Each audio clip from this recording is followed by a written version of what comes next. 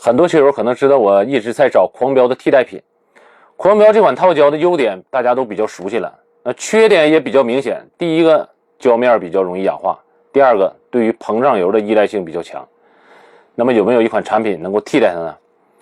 之前我测试了尼加300尼奥蓝国，当时的性能感觉还是不错的。那么在低端一点的，能不能有替代狂飙的产品呢？最近我正好试了一下捷驰新出的，这叫捷驰 Pro。这次呢是贴在了我这个省队礼盒，这是个辽宁队的968结构加硬版本啊，我贴到正手上。它这个没有硬度啊，也没有厚度，就是这么一个尺寸，也是高密加上粘性胶皮。那这款产品其实跟狂飙从外观上看是比较接近的，我们从视频当中也可以看到，灌完油之后这个颗粒感，如果把标挡上，你可能从肉眼上无法分辨哪一个是狂飙，哪一个是捷驰 Pro。 那我们再从侧面上看一看，海绵都是成海绵，如果你仔细观察可能会发现细微的差别。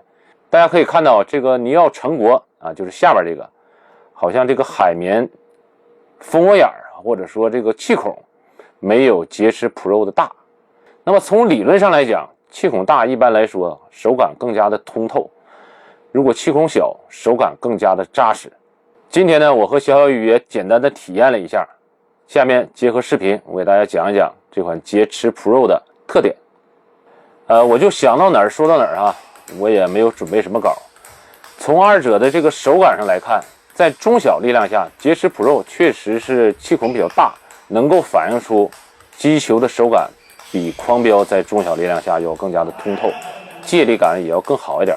狂飙的声音稍微发闷，而捷驰 Pro 的声音稍微高亢一点点。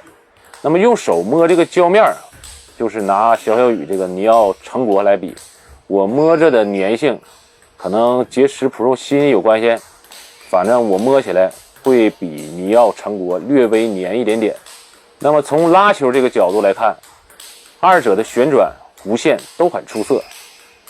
二者的区别呢，尼奥成国要更加扎实一点，容塑性会更好一点，而反观这个捷驰 Pro 手感上更加通透，借力感更好，发力门槛要略微低一点。但是这个略微低一点其实低的不是特别明显，二者的手感我感觉应该有85%到90%是比较类似的。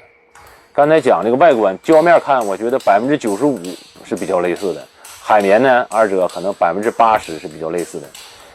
那我说一下这款产品的定位，95块钱的售价，应该是和普狂差不多。其实从性能上来讲，综合来看，我觉得和尼奥成省相比，咱们不说和尼奥成国可能有点太大了，和尼奥成省相比，手感比较接近，或者说综合性能基本上处于一个水平。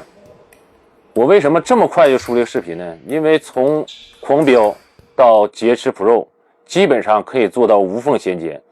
它俩的接近程度有多大呢？前一阵我测的这个尼加300尼奥蓝国，我说很接近狂飙的手感，是我打过的最接近狂飙手感的非狂飙产品。那么打完捷驰 Pro 这个观点可能有点改变，我觉得捷驰 Pro 和狂飙的相似度比尼加300的尼奥蓝国还要更加接近。基本上就是你平常打狂飙，你就无缝衔接打这个捷驰 Pro， 完全不会有什么违和感，不需要进行适应。因为体验的时间比较短，我粘的时间也比较短，所以说关于它是否容易氧化，是否对膨胀油比较依赖，这个需要一定时间去考验。之后呢，我再进行补充。好了，这就是本期的视频，感谢大家的观看，咱们下期再见。